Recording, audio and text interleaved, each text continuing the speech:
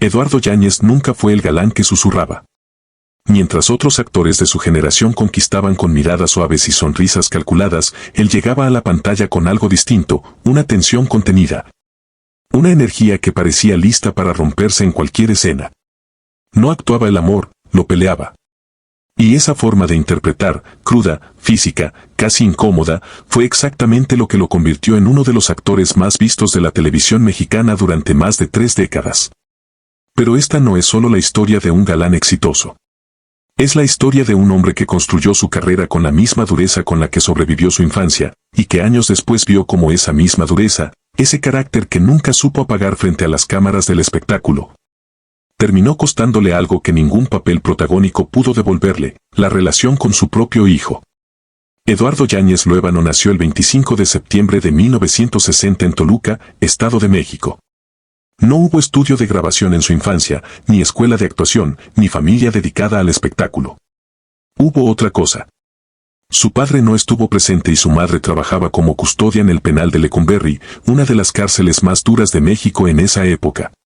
Eso significaba que el pequeño Eduardo pasaba tiempo dentro de un ambiente carcelario mientras su madre cumplía turno, rodeado de un mundo que no estaba hecho para un niño. A eso se sumaba la necesidad económica. Antes de pensar siquiera en actuar, Eduardo Yáñez fue vendedor ambulante y mesero, trabajos que tomó no por experimentar, sino porque su familia los necesitaba. Nadie hubiera apostado, viendo a ese adolescente cargando charolas o vendiendo en la calle, que terminaría convertido en uno de los rostros más reconocibles de la televisión latinoamericana. Pero la vida de Eduardo Yáñez dio un giro cuando la actriz Carmen Montejo lo descubrió y vio en él algo que valía la pena empujar hacia Televisa. Fue el productor Ernesto Alonso quien terminó de abrirle la puerta. Su debut llegó con Quiéreme Siempre, compartiendo elenco con Jacqueline Andere y con una jovencísima Victoria Rufo, a quien interpretaba como su novio en la trama. De ahí en adelante, todo se aceleró. En 1987 llegó el papel que lo catapultó de verdad, Senda de Gloria, una producción histórica dirigida por Raúl Araiza que lo puso en el mapa como protagonista serio, no como una promesa más. Un año después llegó Dulce Desafío, otra producción que reforzó su lugar como galán de acción, un actor que no le temía a las escenas físicas ni a los papeles intensos. Cada proyecto lo acercaba más a la cima, pero también revelaba algo que con los años se volvería inseparable de su nombre: Eduardo Yáñez no sabía actuar a medias. Todo lo que hacía frente a cámara, y también fuera de ella, lo hacía con una intensidad que tarde o temprano iba a cobrarle factura. El éxito de Senda de Gloria no fue un golpe de suerte aislado. Fue la confirmación de que Televisa había encontrado en Eduardo Yáñez algo distinto a lo que tenía en ese momento. No era el galán de sonrisa fácil que enamoraba sin esfuerzo. Era un actor que parecía cargar algo pesado detrás de los ojos, algo que el público no sabía nombrar pero que sentía cada vez que aparecía en pantalla. Y ese algo se convirtió en su marca registrada. Vinieron más papeles, más protagónicos, más telenovelas que consolidaban su nombre como sinónimo de intensidad dramática. Corazón Salvaje lo llevó a interpretar a un hombre marcado por la pasión y la furia contenida, un personaje que parecía escrito para su forma particular de actuar. El público empezó a esperar de él exactamente eso, un hombre que amaba con la misma violencia con la que odiaba, que no conocía los términos medios. Y entonces pasó algo que muy pocos actores de telenovela en la historia de México lograron. Eduardo Yáñez cruzó la frontera. No como una curiosidad, no como un cameo decorativo para justificar un cartel bilingüe, sino como un actor con trabajo real en producciones de Hollywood. Compartió pantalla con Denzel Washington en Man on Fire. Participó en Striptease junto a Demi Moore. Apareció en The Punisher. Tuvo un papel en CSI Miami, una de las series más vistas de la televisión estadounidense en ese momento. Para cualquier actor mexicano de telenovelas, cruzar hacia producciones angloparlantes de ese calibre era casi imposible. La industria del entretenimiento en Estados Unidos rara vez abría espacio real para galanes latinoamericanos, y cuando lo hacía, solía limitarlos a papeles secundarios diseñados para llenar una cuota. Pero Eduardo Yáñez logró algo distinto. Ganó un Emmy, un reconocimiento que pocos actores de su generación en la televisión en español pudieron presumir, y ese premio funcionó como una carta de presentación que le abrió puertas que a otros se le cerraban de entrada. Lo interesante es que esa misma intensidad que en las telenovelas mexicanas se traducía en pasión desbordada, en Hollywood se leía distinto. Se leía como peligro. Como amenaza física real. Los directores estadounidenses no necesitaban que Eduardo Yáñez fingiera dureza. La tenía instalada de forma natural, la misma que traía desde una infancia que no tuvo margen para la suavidad. Y esa autenticidad, paradójicamente, fue lo que lo hizo funcionar en un mercado que no perdona la actuación impostada. Pero mientras su carrera se expandía hacia ese terreno internacional, algo en su vida personal empezaba a moverse en una dirección completamente distinta. Porque el mismo hombre que en pantalla lograba controlar esa furia hasta convertirla en actuación premiada, fuera de cámara estaba empezando a perder ese control. Antes de que el nombre de Eduardo Yáñez se llenara de titulares sobre escándalos, hubo una vida privada que, como la de tantos actores de su generación, se construyó lejos del foco público, al menos durante un tiempo. Se casó con Norma Adriana García, una relación de la que nació su hijo, Eduardo Yáñez Jr., el nombre que años después se convertiría en el centro de la ruptura más dolorosa y más pública de toda su vida. En ese momento, sin embargo, nada de eso era previsible.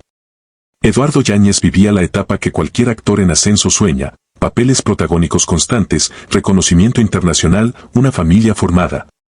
Un nombre que se repetía en las portadas de las revistas de espectáculos por razones profesionales y no por escándalos. Después llegaría un segundo matrimonio, con Francesca Cruz, otra etapa de su vida personal que transcurrió, como la primera, sin el nivel de exposición mediática que tendría más adelante. Pero detrás de esa fachada de estabilidad, había algo que Eduardo Yáñez arrastraba desde mucho antes de ser famoso, y que con los años se volvió imposible de esconder. Una relación con el alcohol que empezó como algo manejable y que fue creciendo hasta convertirse en un problema serio. Él mismo lo reconoció públicamente años después, sin filtros, sin la elegancia con la que otros actores suavizan sus confesiones. Llegó a tomar una botella de alcohol al día. No una copa, no un exceso ocasional en una fiesta. Una botella completa, todos los días, durante un periodo de su vida.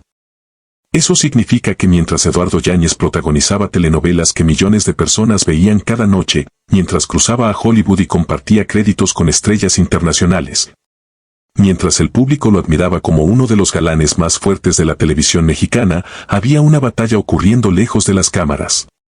Una batalla que no se ganaba con talento ni con disciplina actoral, sino con algo mucho más difícil de controlar. Y esa batalla, tarde o temprano, iba a tocar fondo.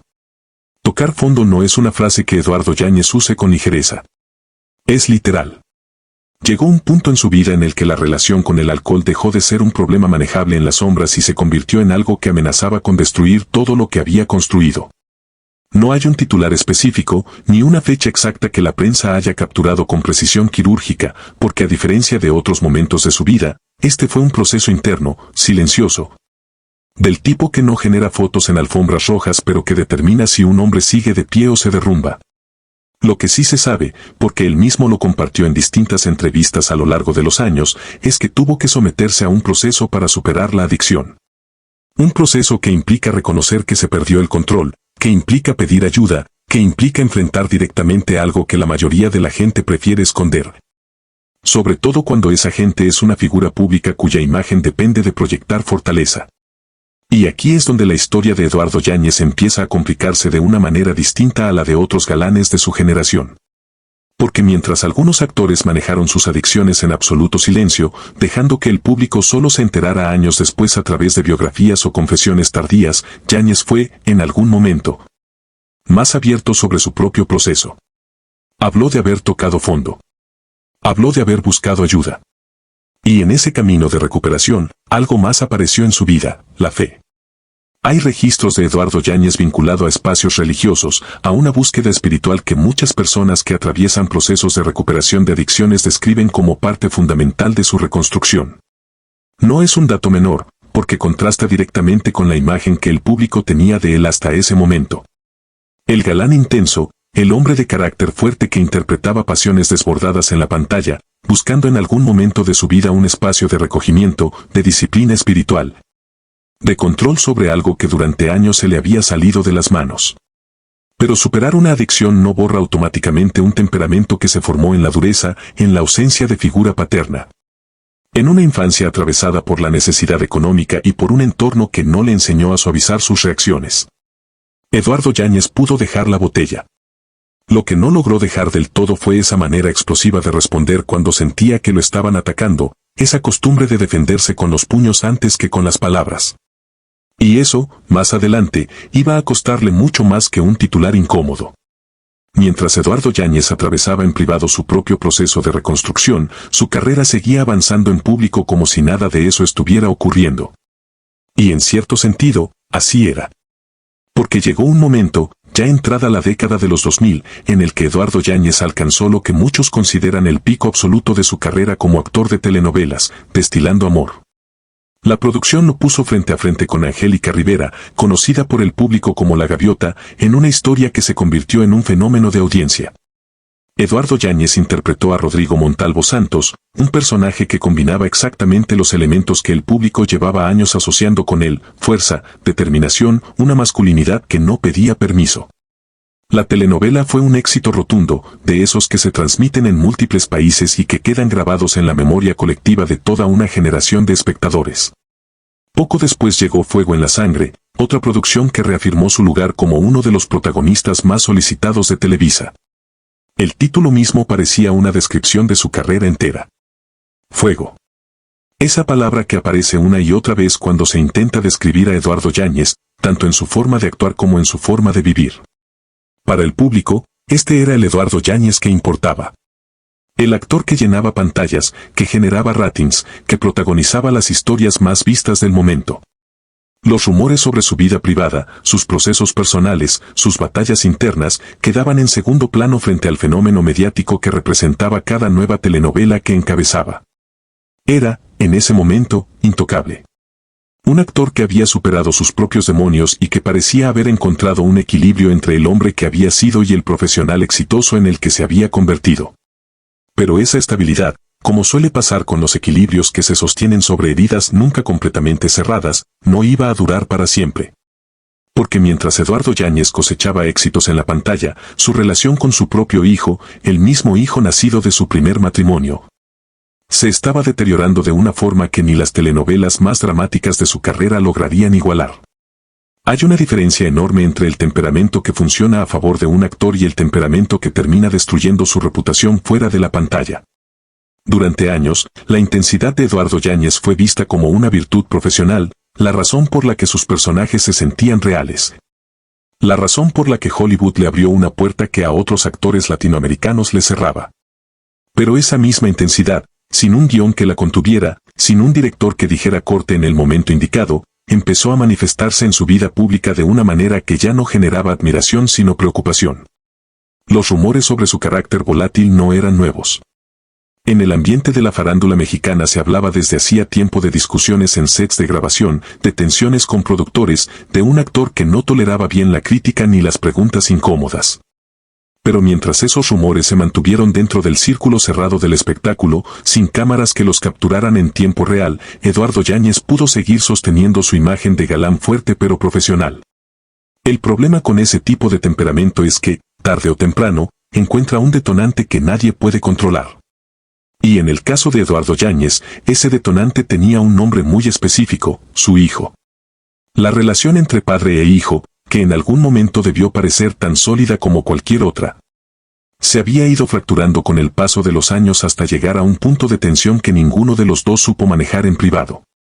Cualquier persona que haya atravesado un conflicto familiar sabe que hay temas que no se pueden tocar en público sin que exploten. Para Eduardo Yáñez, ese tema era exactamente su hijo.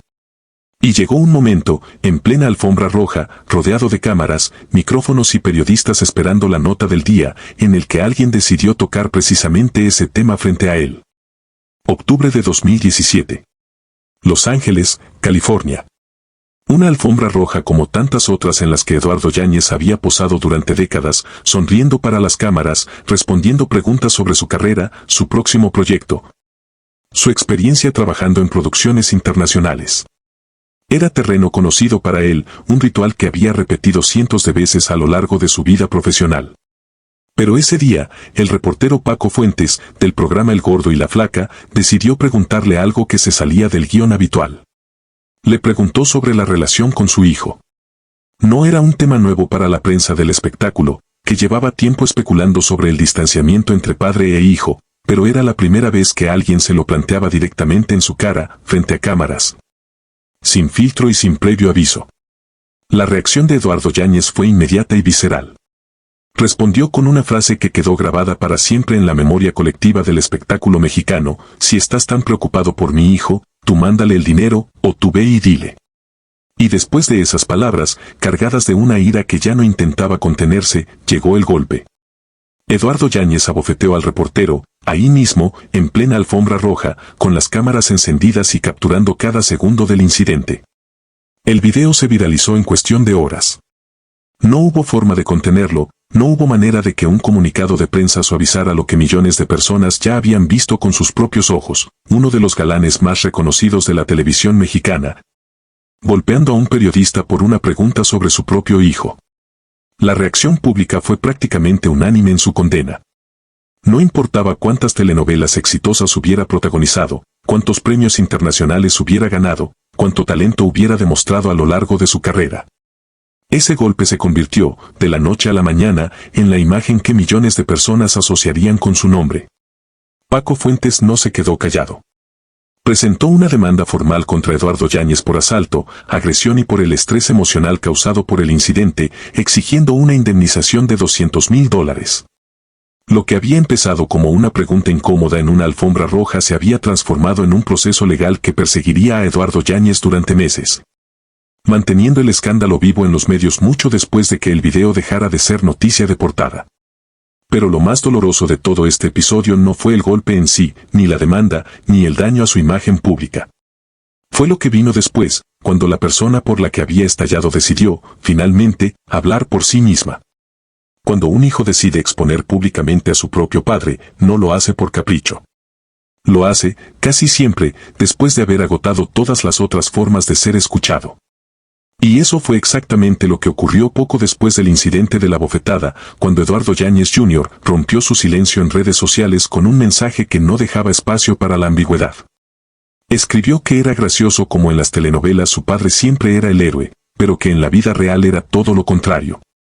Lo llamó drogadicto. Lo llamó racista. Lo llamó abusador de mujeres. Palabras durísimas, escritas por su propio hijo, dirigidas a un hombre que millones de personas admiraban en pantalla como el arquetipo del protagonista fuerte y protector. Para el público, el contraste era brutal. Durante años, Eduardo Yáñez había interpretado personajes que defendían a sus familias con uñas y dientes, hombres de honor que sacrificaban todo por las personas que amaban. Y ahora, la persona que debería conocerlo mejor que nadie, su propio hijo, estaba describiendo a alguien completamente distinto. Alguien que, según sus palabras, había fallado exactamente en el terreno donde sus personajes siempre triunfaban. Eduardo Yáñez no se quedó en silencio ante las acusaciones, aunque tampoco entró en el mismo tipo de exposición pública que había usado su hijo. En su defensa, explicó que la verdadera razón de su distanciamiento no era ninguna de las cosas que se le acusaban públicamente, sino algo mucho más simple y doloroso en términos familiares. Aseguró que su hijo le había robado mientras vivían juntos, y que esa fue la causa real de la ruptura entre ambos. Dos versiones completamente opuestas de la misma historia, contadas por padre e hijo, sin ningún punto de encuentro visible entre ellas. El público se dividió, como suele pasar en estos casos, entre quienes le creyeron al hijo y quienes prefirieron darle el beneficio de la duda al padre, apoyándose en la carrera y en la trayectoria de Eduardo Yáñez para justificar su versión de los hechos. Pero más allá de quien tenía razón, lo que quedó claro para cualquiera que siguiera esta historia es que Eduardo Yáñez, el hombre que en pantalla resolvía cualquier conflicto familiar con un discurso conmovedor y un final feliz, no había logrado resolver el conflicto más importante de su propia vida real. Y esa herida, a diferencia de las que interpretaba frente a las cámaras, no tenía guión ni garantía de reconciliación. Cualquier otro actor, después de un escándalo de esa magnitud, probablemente habría desaparecido de la vida pública durante un tiempo, esperando que el ruido mediático bajara antes de intentar reconstruir su imagen. Eduardo Yáñez no lo hizo. Siguió trabajando, siguió aceptando protagónicos, siguió apareciendo en producciones importantes, como si la única respuesta posible a una crisis de esa magnitud fuera seguir haciendo exactamente lo que sabía hacer mejor: actuar. Participó en Golpe de Suerte junto a Mayrín Villanueva, una producción que demostró que, a pesar del desgaste de su imagen pública, seguía siendo un hombre capaz de encabezar telenovelas importantes para Televisa. Y más recientemente, ya entrado en 2026, se sumó al elenco de Lobo, Morir Matando, una producción de Telemundo con un tono más oscuro, de acción y suspenso, donde comparte créditos con Marjorie de Sousa y Angélica Zelaya. La historia sigue a un expolicía marcado por su pasado que debe proteger a una joven mientras huye de enemigos implacables, un personaje que, otra vez, parece hecho a la medida del tipo de intensidad que Eduardo Yáñez sabe transmitir como nadie.